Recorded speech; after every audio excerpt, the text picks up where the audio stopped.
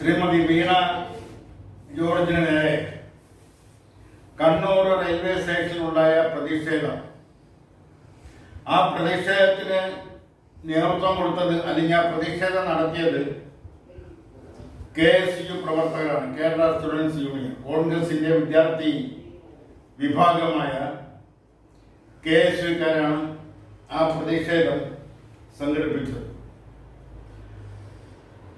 അതാണ് ഇപ്പോൾ കേരള രാഷ്ട്രീയത്തിൽ വിവാദമായിരിക്കുന്ന വിഷയം.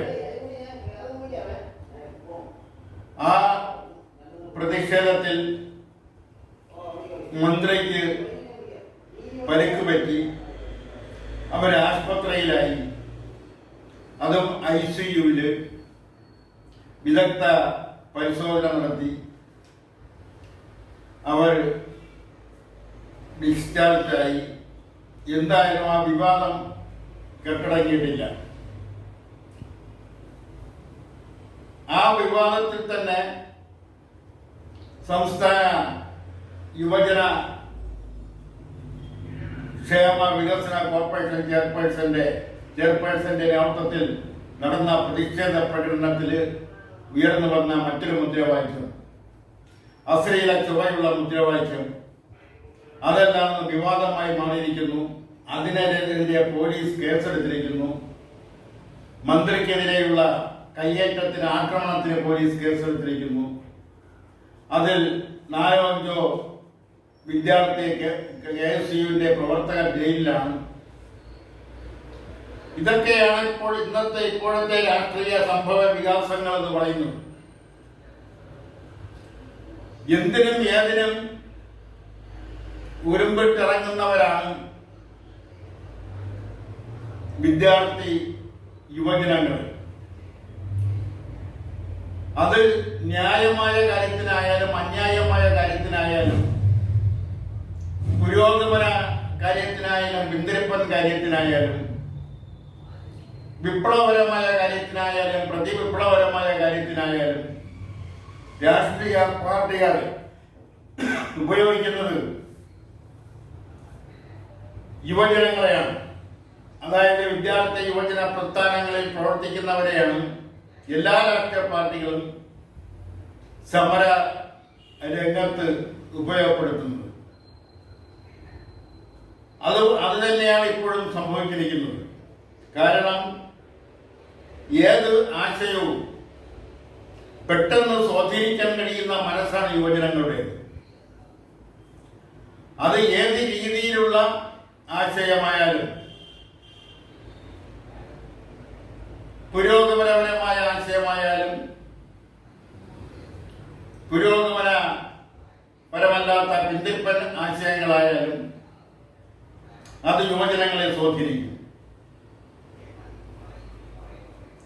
വിശ്വാസത്തിന്റെ പേരിലുള്ളതായാലും അവിശ്വാസത്തിന്റെ പേരിലുള്ളതായാലും അത് ജനങ്ങളെ സ്വാധീനിക്കും. അന്ധവിശ്വാസത്തിന്റെ പേരിലായാലും ശാസ്ത്രീയ ബോധത്തിന്റെ പേരിലുള്ളതായാലും അതും യുവജനങ്ങളെ സ്വാധീനിക്കും. അങ്ങനെ സമൂഹത്തിൽ നടക്കുന്ന രാഷ്ട്രീയ, സാമൂഹിക, സാംസ്കാരിക മേഖലയിൽ നടക്കുന്ന വിവിധ വിഷയങ്ങളെ മുൻനിർത്തിക്കൊണ്ടുള്ള സമരങ്ങളിലെല്ലാം തന്നെയും യുവജനങ്ങളുടെ സാന്നിധ്യം പ്രകടമാണ്.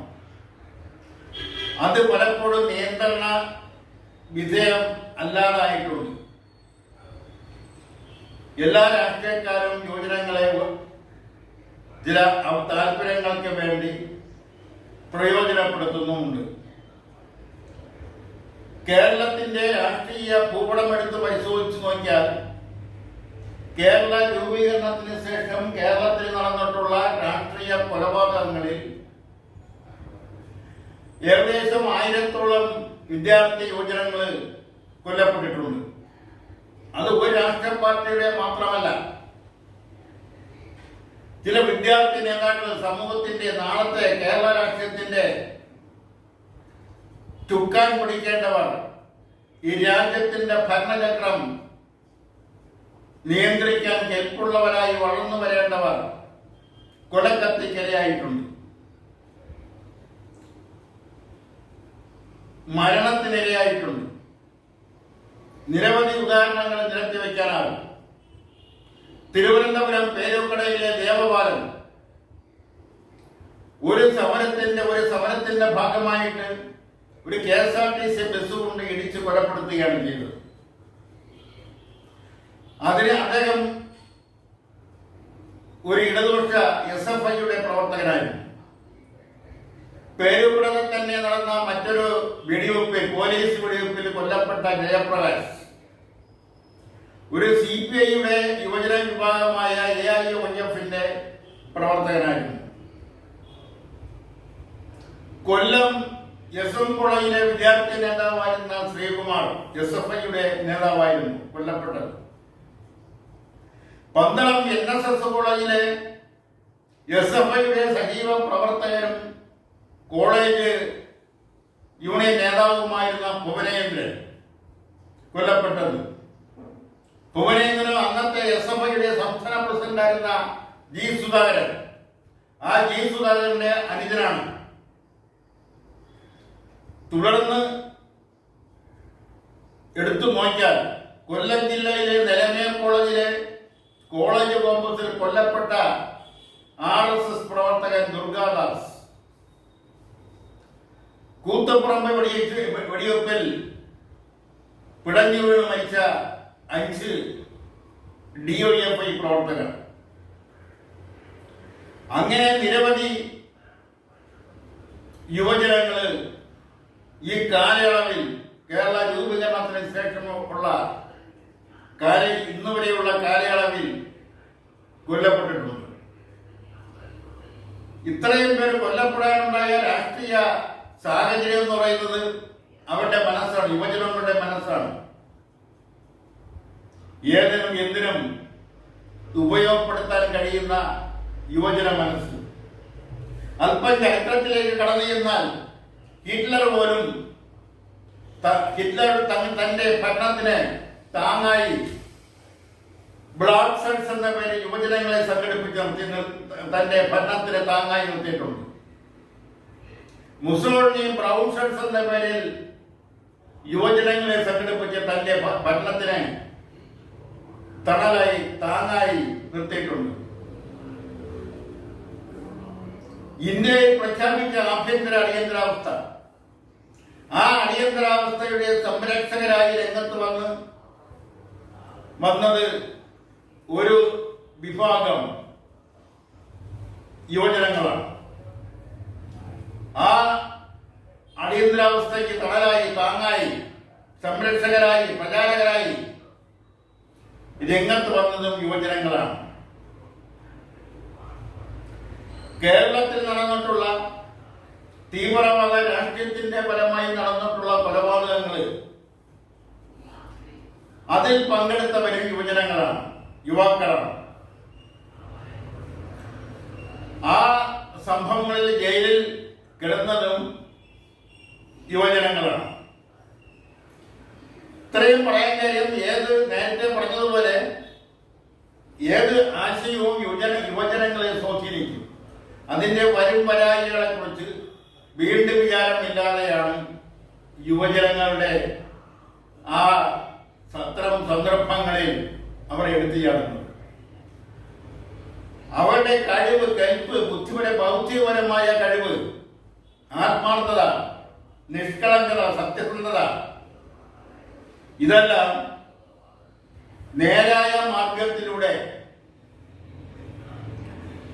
ശാസ്ത്രീയ കാഴ്ചപ്പാടിലൂടെ അവരെ നയിച്ചില്ല എങ്കിൽ അവർ തെറ്റായ വഴിയിലൂടെ സഞ്ചരിച്ചു വരും. അവർ തെറ്റായ വഴിയിലേക്ക് സഞ്ചരിക്കാൻ ഒരുങ്ങുമ്പോൾ അവരുടെ മുന്നിൽ നേരായ വഴി തെളിയിച്ചു കൊടുക്കേണ്ട ഉത്തരവാദിത്തം അവരുടെ രക്ഷകർത്തൃത്വം ചമയുന്ന രാഷ്ട്രീയ പ്രസ്ഥാനങ്ങൾക്കുണ്ട്. അത് അവർ നിർവഹിക്കാൻ പലപ്പോഴും മറന്നു പോകുന്നതോ അതോ ബോധപൂർവം മാറി നിൽക്കുന്നതോ ചെയ്യുമ്പോഴാണ് യുവജനങ്ങള് അക്രമാസക്തരാകുന്നതും നേരത്തെ പറഞ്ഞതുപോലെ വീണ്ടും വിചാരമില്ലാതെ അവർ പല അക്രമ പ്രവർത്തികളിലും ഏർപ്പെടുന്നു. അങ്ങനെയുള്ള ഒരു പ്രത്യേക സന്ദർഭത്തിലാവാം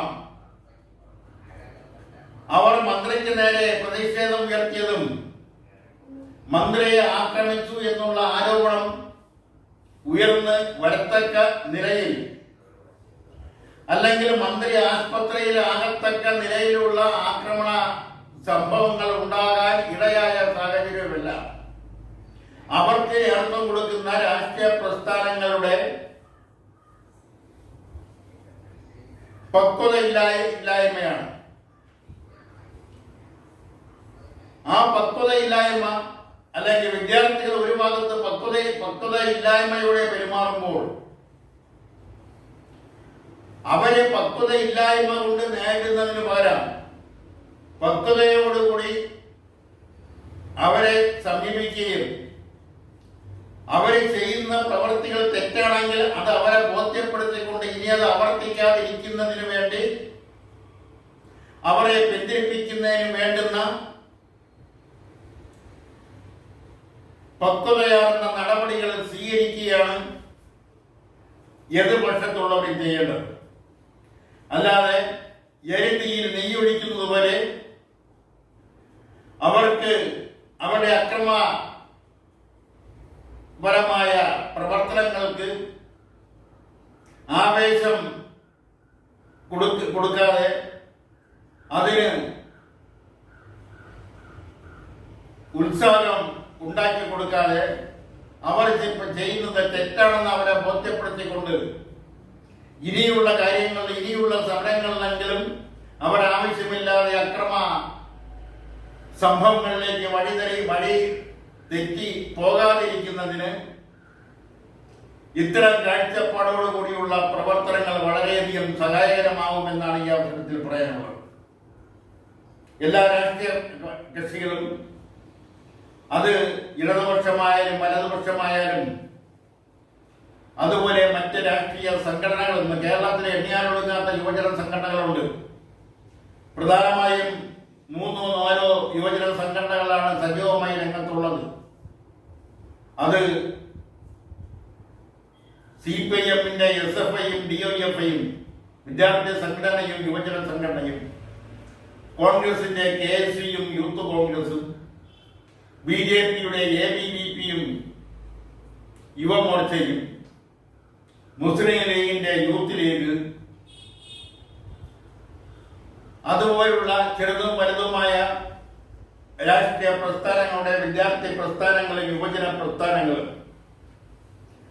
അവർക്ക് നേതൃത്വം കൊടുക്കുന്നവര്, അല്ലെങ്കിൽ അവരെ സമര രംഗത്തേക്ക് നയിക്കുന്നവർ, സമര രംഗത്തേക്ക് ഇറക്കി വിടുന്നവർ, ആ സമരം നടത്തുന്നതിന്റെ ആവശ്യകത, അവിടെ പാലിക്കേണ്ടുന്ന മാനദണ്ഡങ്ങൾ എന്തൊക്കെയാണെന്ന് അവർക്ക് മുൻകൂട്ടി പഠിപ്പിച്ചു വേണം അവരെ സമരമുഖത്തേക്ക് ഇറക്കി വിടേണ്ടത്. അതല്ലെങ്കിൽ അവരെ സമരം തെറ്റായ പാതയിലേക്ക് സഞ്ചരിക്കുമ്പോൾ അവരെ പിന്തിരിപ്പിക്കാൻ കഴിയാത്ത രാഷ്ട്രീയ സാഹചര്യം സംജാതമാവും.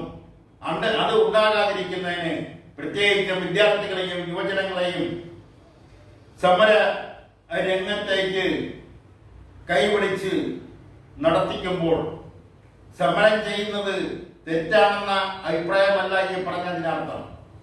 സമരം അനിവാര്യമാണ്.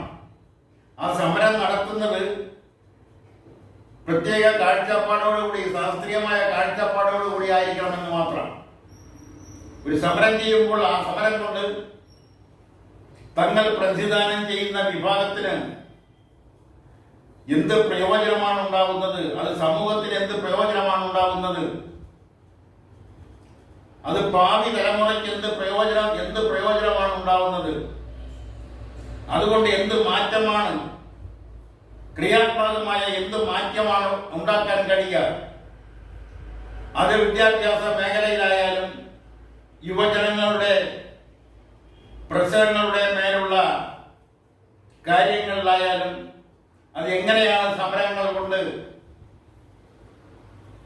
അത് എങ്ങനെ പ്രതിഫലിപ്പിക്കാൻ കഴിയും എന്നതിനെ കുറിച്ച് ഒരു ശാസ്ത്രീയ ബോധം വിദ്യാർത്ഥി യുവജനങ്ങളിൽ ഉണ്ടാക്കിയെടുക്കുക എന്നുള്ള ഉത്തരവാദിത്വം രാഷ്ട്രീയ പ്രസ്ഥാനങ്ങൾക്കാണ്.